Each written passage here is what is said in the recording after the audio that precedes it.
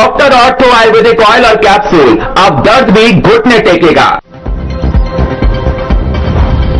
स्वर्ण पदक विजेता कबड्डी खिलाड़ियों को सीएम सैनी ने किया सम्मानित। बहरीन में आयोजित एशियन यूथ गेम्स 2025 में लहराया परचम, कहा पूरे देश के लिए गर्व का विषय।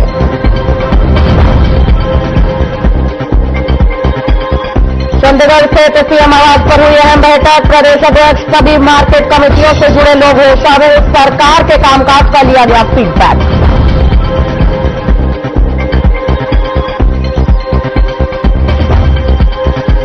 हरियाणा में डीजीपी पद को लेकर हुआ बड़ा बदलाव। डीजीपी पद से हटाए गए आईपीएस शत्रुजीत कपूर, आईपीएस ओम प्रकाश सिंह को किया कार्यवाहक पुलिस महानिदेशक नियुक्त।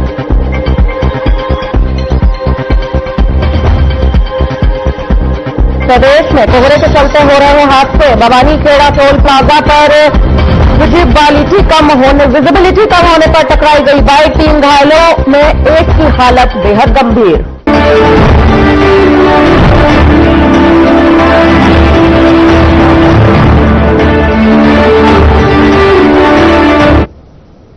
नमस्कार, मैं आश्रुति वोरा, आपका बहुत बहुत स्वागत है हमारे इस खास बुलेटिन में। शुरुआत करेंगे बड़ी खबर के साथ। मुख्यमंत्री नायब सिंह सैनी ने अपने सरकारी आवास संत कबीर कुटीर में किसान मोर्चा के पदाधिकारियों को संबोधित करते हुए कहा कि सरकार ने भावांतर भरपाई योजना के तहत 380 करोड़ रुपए बाजरा उत्पादक किसानों के लिए जारी किए हैं। किसानों की समृद्धि के बिना प्रदेश में खुशहाली नहीं आ सकती, इसीलिए किसान हित सरकार के लिए सर्वोपरि है। इस मौके पर मुख्यमंत्री ने किसान मोर्चा के पदाधिकारियों से यह आह्वान भी किया कि वे प्रदेश के किसानों को सूक्ष्म सिंचाई के प्रति प्रेरित करें। इससे जहां पानी की बचत होगी तो वहीं फसल पर किसान की लागत में भी कमी आएगी। उन्होंने यह भी कहा कि किसानों की सभी 24 फसलों की खरीद न्यूनतम समर्थन मूल्य पर की जा रही है। अब तक करीबन 12 लाख किसानों के खातों में फसल खरीद के 1,64,000 करोड़ रुपए डाले जा चुके हैं।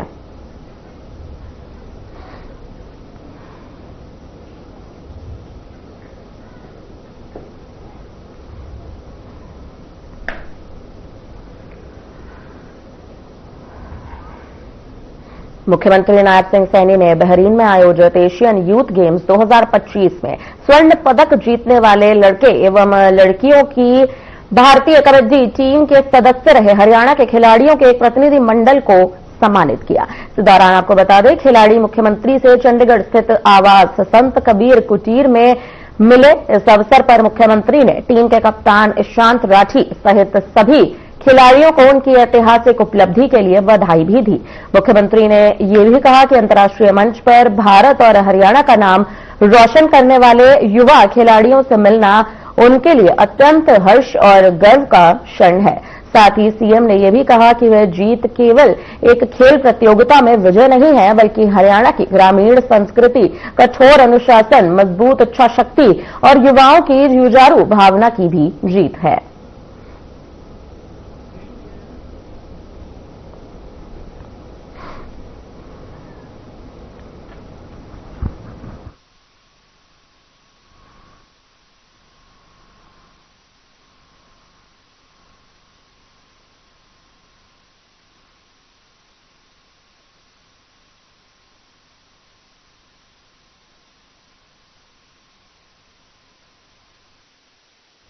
हरियाणा विधानसभा का शीतकालीन सत्र 18 दिसंबर से शुरू होने जा रहा है। आपको बताते चले कि सत्र से पहले विपक्ष ने सरकार को घेरने की पूर्ण तैयारी कर ली है।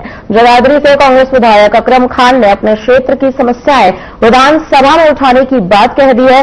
अकरम खान का यह भी कहना है कि जगाधरी में बसों की कमी, स्कूलों में शिक्षकों की कमी, जल भराव की समस्या और तटबंध पक्के न होने से खराब हुई फसलों का मुद्दा सदन में जरूर रखा जाएगा। उन्होंने यह भी कहा कि वे हर बार अपने क्षेत्र की आवाज विधानसभा में उठाते रहे हैं, इस बार भी जनता की समस्याओं को मजबूती से रखेंगे। उन्होंने इस बात की जानकारी भी दी है कि नई और पुरानी दोनों समस्याओं को सदन में उठाया जाएगा और सरकार से समाधान की मांग भी की जाएगी।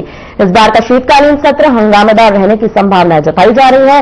धान घोटाला, प्रदेश में प्रदूषण जैसे मुद्दों पर विपक्ष सरकार को बुरी तरह घेर सकता है। अब सभी की नजरें 18 दिसंबर से शुरू होने वाले विधानसभा सत्र पर टिकी हुई है। देखिए, अभी हमारा जो विंटर सेशन आ रहा है 18 तारीख से, और जगाधरी हल्के की जहाँ तक बात है, जितने भी सत्र हुए उसमें सब में क्वेश्चन भी लगाए गए हैं, और इलाके की जो समस्याएं हैं, चाहे वो किसी तरह की हैं, वाटर लेवलिंग के लेके है, बाढ़ के पानी की है, सड़कों की है, बसों के बारे में भी हमने पहले सत्र में बात रखी थी, और उसके बाद अनफॉर्चुनेटली एक हादसा भी हुआ, और इस बारे में भी है, स्कूलों के बारे में भी है। और अब सत्र शुरू होगा, जो दिक्कतें अब भी हैं, कुछ समस्याएं और जो नई मेरे नोटिस में आई हैं, उस बारे में विधानसभा में अपनी बात रखेंगे। सरकार से कहेंगे कि ये जो लोगों की जरूरत की चीजें हैं, और स्कूल में जैसे शिक्षक नहीं है और बहुत सी चीजें हैं, इस बारे में बात रखी है।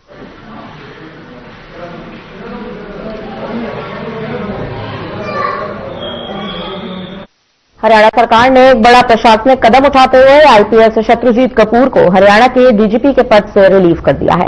1992 बैच के आईपीएस ओपी सिंह को कार्यवाहक डीजीपी के रूप में तैनात किया गया है। वहीं आपको बता दें कि Shatrujit Singh Kapoor Haryana police housing corporation के चेयरमैन का प्रभार संभालते रहेंगे।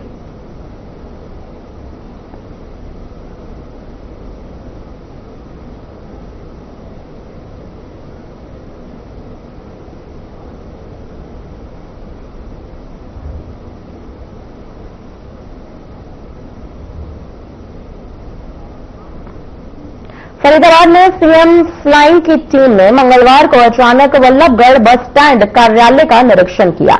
इस दौरान टीम ने अलग अलग दफ्तरों की जांच भी की।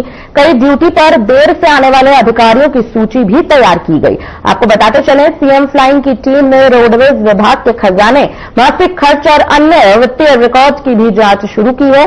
निरीक्षण से बस स्टैंड कार्यालय में हड़कंप मच चुका है। बता दें कि सीएम फ्लाइंग के डीएसपी साकिर हुसैन ने बताया कि समय समय पर इस तरह की कार्रवाई की जाती है। वल्लभगढ़ बस स्टैंड कार्यालय का निरीक्षण भी किया गया है। जांच अभी जारी है। जो भी कर्मियां यहां पर खामियां पाई जाएंगी, जो भी कमियां यहां पर पाई जानी है, उसकी रिपोर्ट बनाकर सरकार के उच्च अधिकारियों को यहां पर भेजा जाएगा और एक्शन भी लिया जाएगा।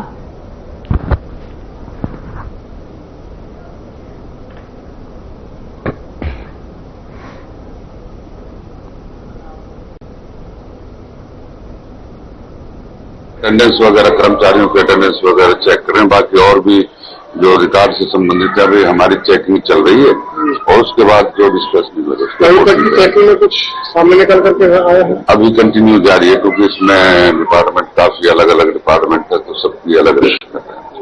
सर्दी का मौसम है, ऐसे में जो अधिकारी है वो थोड़े से लापरवाह होते हैं नौकरी पर आने के लिए, टाइमिंग उनकी जो है वो नहीं हो पाती है। मैंने किस तरीके देखते हैं न, उसमें जो मुलाजिम जिस टाइम पर आ रहा है उस हिसाब से हम उसकी रिपोर्ट बनेगी और उस हिसाब से कार्रवाई होगी। तो लेट लतीफ होता है तो क्या कुछ कार्रवाई उनके खिलाफ लिख के भेजेगा।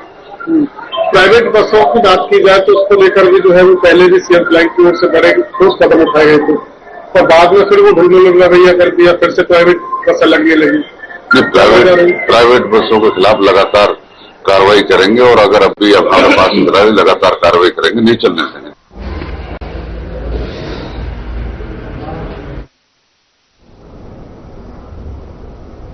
महेंद्रगढ़ में कॉलेज की परीक्षाओं के दौरान धांधली के आरोप सामने आए हैं। आपको बता दें कि ये मामला जो है वो लगातार संगीन होता जा रहा है। ये मामला गांव मित्रपुरा स्थित एमआर कॉलेज का है, जहां इंदिरा गांधी यूनिवर्सिटी के सेमेस्टर एग्जाम चल रहे थे। परीक्षा ड्यूटी में तैनात डिप्टी सुपरिटेंडेंट को कॉलेज प्रशासन द्वारा बिना यूनिवर्सिटी की अनुमति का रिलीव किए जाने का आरोप लगाया गया। डिप्टी सुपरिटेंडेंट नरेश ने बताया कि वह सुबह ड्यूटी पर पहुंचे थे, लेकिन कॉलेज प्रशासन ने उन्हें यह कहते हुए बाहर जाने को कह दिया कि आपको रिलीव कर दिया गया है। उन्होंने इस बात की जानकारी दी। नरेश के अनुसार यूनिवर्सिटी से कोई भी लिखित सूचना या अनुमति उन्हें नहीं प्राप्त हुई थी। इसके बावजूद उन पर बार बार दबाव बनाया गया और धमकी देकर उन्हें ड्यूटी से हटा दिया गया।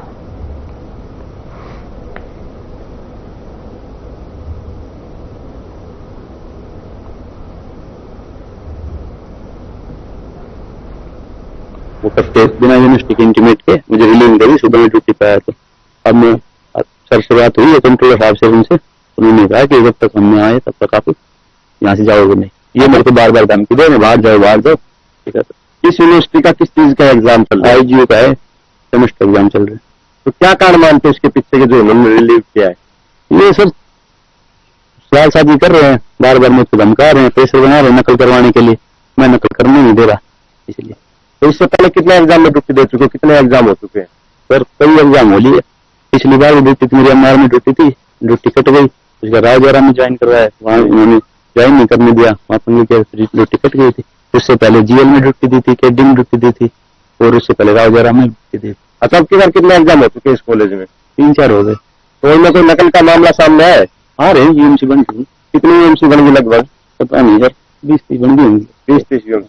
उसी के चलते आपको लगता है कि किया जा रहा है? हाँ शायद। तो इनको रिलीव जो कर सकती है केवल यूनिवर्सिटी कर सकती है, या ये कभी अपनी स्वेच्छा से कोई मान लीजिए किसी के साथ कोई प्रॉब्लम हो जाए या कोई कॉलेज नहीं कर सकता। ये कुछ मिसकम्युनिकेशन था वो बता ड्यूटी पे है, कुछ नकल करने के दबाव का भी आरोप लगाया गया। लेकिन क्या होता है कि ये अब जैसे मैं आ जाए, हमारी क्लाइंट है वो उसको बेटर बता सकती है, क्योंकि मैं तो आज इस इशू को सॉल्व करना आया था। क्लाइंट की जो रिपोर्ट आएगी उसके बेसिस के बाद मैं आपको बताऊंगा क्या कुछ। सेमेस्टर की परीक्षा है ये सर और सेमेस्टर की परीक्षा है, 1st, 3rd, 5th, 7th, 9th depending जैसे चलता है उसकी होगी। तो आज आपने बात की कि सर एग्जाम आज मैं बताया था, मैं आया हूँ, मेरे साथ में 3 जने और आए हैं। 2 हमारी स्पेशल फ्लाइंग है जो साथ में बता रखी है, उसमें प्रोफेसर मुकेश यादव है पॉलिटिकल साइंस के, प्रोफेसर सतीश जी हैं इकोनॉमिक्स के, उन्होंने छापा मारा, हमने मारा। हम जब आए तो हमें कुछ नहीं मिला, लेकिन हमारे से पहले जो रेगुलर फ्लाइंग आती है वो भी होती है, प्लस डॉक्टर साहब की और जो सेंटर सुपरिटेंडेंट है उनकी रिपोर्ट भी आती है। तो वो सारी चीज देखते हैं, उसके बाद आकलन कराते हैं। सर, जो पहले वाले परीक्षा के सुपरिटेंडेंट कौन थे? क्योंकि तो बात थे नहीं डॉक्टर साहब ही है, डॉक्टर सुपरिटेंडेंट यही है, और सेंटर सुपरिटेंडेंट वो ऊपर लगे हुए जी। उनको तो दूसरा ही हो गया नहीं, वो कुछ मिसकम्युनिकेशन मैंने बताया था, वो एक था और हमने क्लियर कर दिया कि ये यूनिवर्सिटी का ऑथराइज है। मैंने जस्ट पहले तो नकल की प्रक्रिया में है सर, गेट के बाहर या गेट के बाहर का तो नकल की पर्ची का मैं नहीं कह सकता। नकल जो अगर काम कर रहा है कोई, वहां पे जब उसके पोजीशन में पकड़ी जाती है हो सकता है। ये गेट के बाहर हो सकता है किसने पढ़ के डाल दी हो, या नकल की भी पुरानी है, आपकी है, रिलेटेड है, नॉन रिलेटेड है। क्योंकि एज पर यूएमसी रूल ये होता है कि जो स्टूडेंट है उसके पोजीशन में पाई गई, यूज करते हुए पाई गई, उसके हिसाब से होता है। गेट के बाहर का तो देखिए मैं कमेंट नहीं कर सकता कुछ।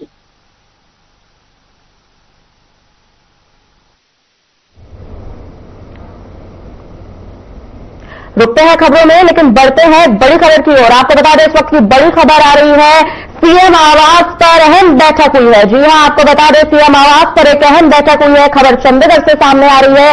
इस अहम बैठक में लगातार बताया जा रहा है कि सीएम सैनी बीजेपी प्रदेश अध्यक्ष मौजूद रहे हैं। सभी मार्केट कमेटियों के अधिकारी भी इस मीटिंग में शामिल हुए। सीएम विंडो एमिनेंट पर्सन्स भी मौजूद रहे। आपको बता दें प्रदेश अध्यक्ष मोहनलाल बड़ौली ने बात की खुद जानकारी दी।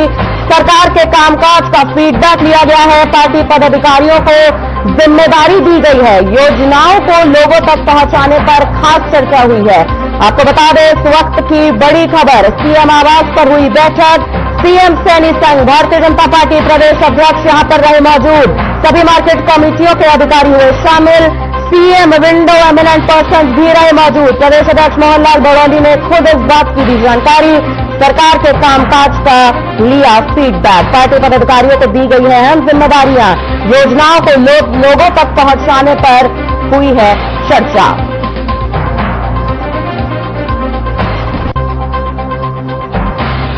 आज ये दूसरा दिन है जो बहुत ही महत्वपूर्ण बैठक, जो हमारे अनेक कार्यकर्ता हैं उनके साथ विचार साझा किए हैं। और आज सीएम विंडो एमिनेंट पर्सन जो पूरे हरियाणा प्रदेश में बने, और मार्केट कमेटी के चेयरमैन और वाइस चेयरमैन, उन सबकी किसानों से संबंधित चर्चा करी है। और सीएम विंडो में जिस प्रकार से शिकायत आती है उनका निवारण समय पर हो, जल्दी हो और पारदर्शिता के आधार पर हो, सबको न्याय मिले। एक बहुत बड़ी योजना जो मुख्यमंत्री जी की है उस पर भी आज पूरी विस्तार से चर्चा हुई है।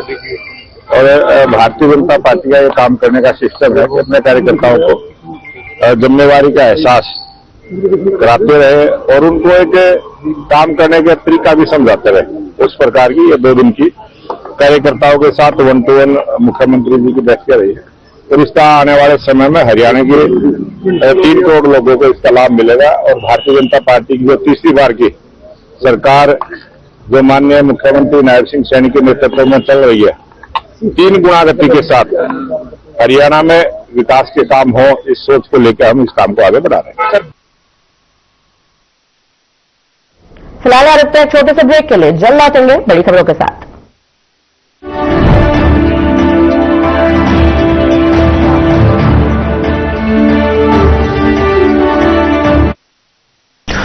लोग खाते पीते तो बहुत बढ़िया हैं, पर फिर भी उनकी सेहत नहीं बनती। पिचके हुए गाल हैं, हड्डियां निकली हुई हैं, पैंटें ढीली हैं, कपड़े जचते नहीं, कोई पर्सनैलिटी नहीं। ऐसे लगता है इधर से खाए जा रहे हैं, उधर से निकले जा रहा है, क्योंकि उनका पाचन तंत्र खराब है। और जब तक के पाचन तंत्र दुरुस्त नहीं होगा, वो जितना मर्जी अच्छे से अच्छा खा ले, उनकी सेहत नहीं बन सकती। इसलिए हमारी संस्था सन्यासी आयुर्वेदा ने एक ऐसी दवा का निर्माण किया है जो कि आपके लिवर को, आपके पाचन तंत्र को दुरुस्त करने का काम करती है, ताकि आप जो भी खाएं उसका पूरे का पूरा निचोड़ आपके शरीर को लगे, आपकी भूख बढ़े, खाया पिया सही से लगे, नया खून बने, हड्डियों में जान आए, वजन बढ़े और आप मोटे तगड़े खूबसूरत पर्सनैलिटी के मालिक बन जाएं। सिर्फ 655 रुपए की पूरे 1 महीने की दवा होती है और आप इसे घर बैठे 01145454545 पर फोन करके दवा मंगवा सकते हैं।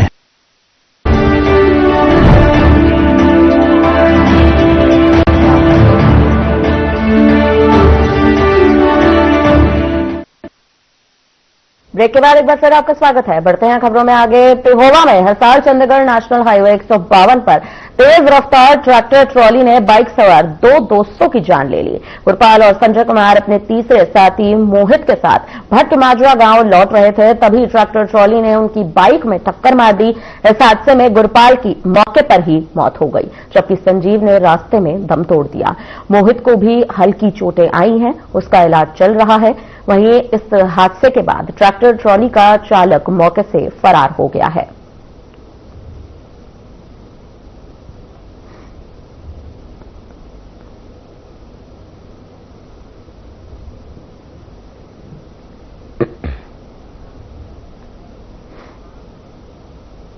पलवल के कैलाश नगर में पिछले लंबे समय से गरीब हिंदू परिवारों को पैसे की लालच और बहला फुसलाकर ईसाई धर्म अपनाने के लिए मजबूर करा जाता था। अपनाने के लिए प्रार्थना सभा में प्रेरित किया जा रहा था, जिसे लेकर परिजनों और स्थानीय लोगों ने जमकर हंगामा काटा। वहीं धर्म परिवर्तन करवाने वाले लोगों के खिलाफ लोगों में काफी रोष देखा गया। कैंप थाना प्रभारी कृष्ण गोपाल ने जानकारी देते हुए बताया कि लिखित शिकायत मिलने के बाद पुलिस ने मौके पर पहुंचकर 2 व्यक्ति को गिरफ्तार कर लिया है और कार्रवाई शुरू कर दी है। साथ ही इसकी भी जानकारी आ रही है कि अन्य लोगों के खिलाफ धर्म परिवर्तन धाराओं के तहत मामला दर्ज कर लिया गया है।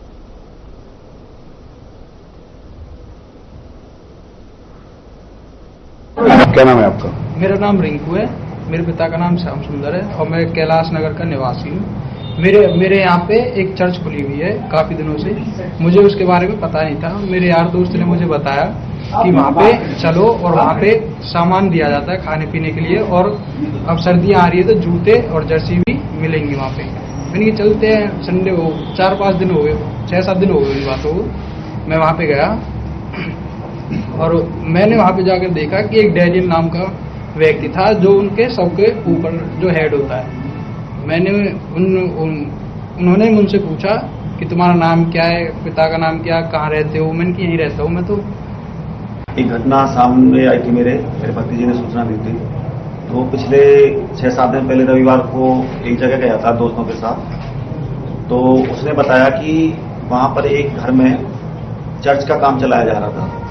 तो वहाँ पे उनको एक डैनियल पादरी है, उसकी घरवाली है। हमने इन्वेस्टिगेशन की वहाँ पे जाके, तो पता लगा कि गीतांजलि नाम है उसका, और एक सरिल दास एक व्यक्ति और है जो उसमें चर्च में मेन लोग चलाते हैं। तो इसमें उन्होंने बताया मेरे भतीजे ने कि मुझे जबरदस्ती धर्म परिवर्तन के विरुद्ध भड़काया जा रहा है कि अपना धर्म परिवर्तन करो, हमारी बाइबल पढ़ो। मुझसे गॉड प्रे भी कराई थी और पैसों का भी लालच दिया था कि हम आपकी सपोर्ट करेंगे, परिवार में सबको लाओ, दोस्तों के लेकर आओ। और इस तरीके का लोगन दे के उन्होंने मेरे भतीजे का माइंड वॉश किया। और अगले संडे को उनका कार्यक्रम रहता है हर संडे, तो उसमें आने के लिए बोला, कह रहे थे कि अपने परिवार वालों को बुला के लाना। तो इस बच्चे ने मुझे बताया, तो आज मैं फिर वहां गया। आज हमें सूचना मिली थी कि कैलाश नगर में एक डैनियल नाम का व्यक्ति है जो अपने घर के अंदर ही हिंदू व्यक्तियों को इकट्ठा करके ईसाई धर्म की प्रार्थना वगैरह करवाता है और उनको प्रभावित करके ईसाई धर्म अपनाने की प्रक्रिया चालू की हुई है। जिस संबंध में वहां पर काफी भीड़ इकट्ठी थी, वहां मौका पर हमारी टीम पहुंची। पहुंचने पर एक शिकायतकर्ता तेजिंदर प्रकाश उर्फ तरुण ने हमें एक शिकायत दी। उसने बताया कि उसके भतीजा रिंकू पुत्र सुंदर को 6-7 दिन पहले डैनियल ने अपने चर्च में बुलाया और उस बच्चे को लालच दिया।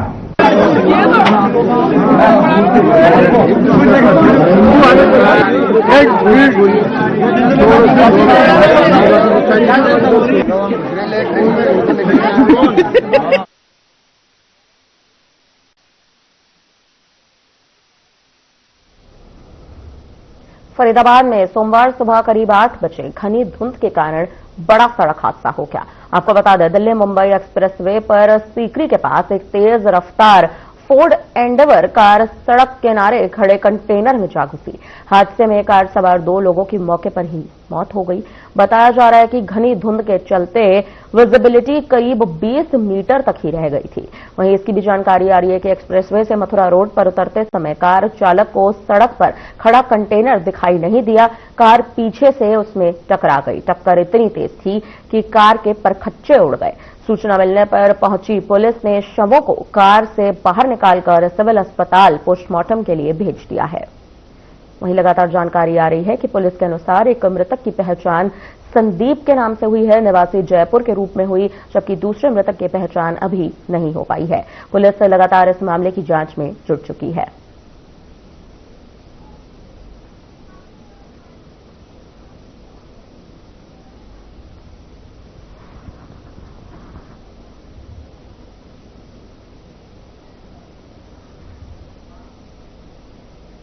बवानी खेड़ा टोल प्लाजा पर सुबह कोहरे के कारण एक बाइक दुर्घटना हो गई, जिसमें बाइक चालक लीलूराम वर्ष 40 गंभीर रूप से घायल हो गया। हादसे में बाइक पर सवार 2 अन्य लोग हल्की चोटों के साथ सुरक्षित रहे। ये तीनों रामपुरा के निवासी थे। दादी की तिहरवी में शामिल होकर वापसी में बवानी खेड़ा आ रहे थे। डायल 112 की मदद से लीलूराम को हांसी के प्राइवेट हॉस्पिटल में भर्ती कराया गया है। बता दें, इस हादसे के समय टोल प्लाजा पर मोटरसाइकिल की टक्कर बैरियर से हुई थी।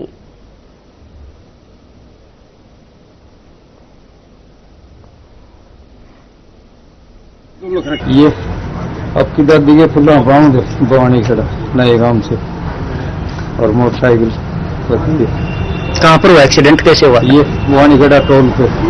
किस समय हुआ ये हुआ कुछ है ये आसपास। कहाँ के निवासी थे? ये रामपुरा नया गाँव। तीनों के तीनों रामपुरा थे। तो अब इलाज के लिए फिर कहाँ ले जाए? इलाज के लिए यहाँ पर हॉस्पिटल में गए। आपका क्या नाम है? मेरा नाम सतबीर है। क्या लगते हो आप लिए? मैं भाई लगता हूँ। हमारे पास एक कॉल प्राप्त हुई भी ऐसे टोल प्लाजा पे एक एक्सीडेंट हो गया है और हम वहाँ मौके पे पहुंचे। मौके पे जाकर देखा तो तीन जवान घायल हो रहे थे। उन घायलों को हम अपनी गाड़ी दोबारा लेके गर्ग हॉस्पिटल हांसी दाखिल करवाया है। आगे की कार्रवाई अमल में लाई जाएगी। पर थे ये मोटरसाइकिल पे थे सर। किस चीज के साथ में एक्सीडेंट हुआ? ये टोल प्लाजा के बैरियर के साथ। कहाँ के निवासी बताए जा रहे हैं? बताइए, नया गांव है हांसी के पास। तीनों ही एक गांव के? हाँ, तीनों ये गाँव। आप साथ में थे? और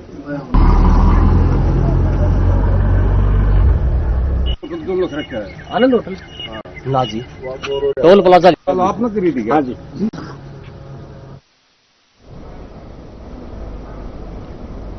फिलहाल हमारी तरफ से आपके लिए इस बुलेटिन में इतना ही। मुझे दीजिए इजाजत। नमस्कार।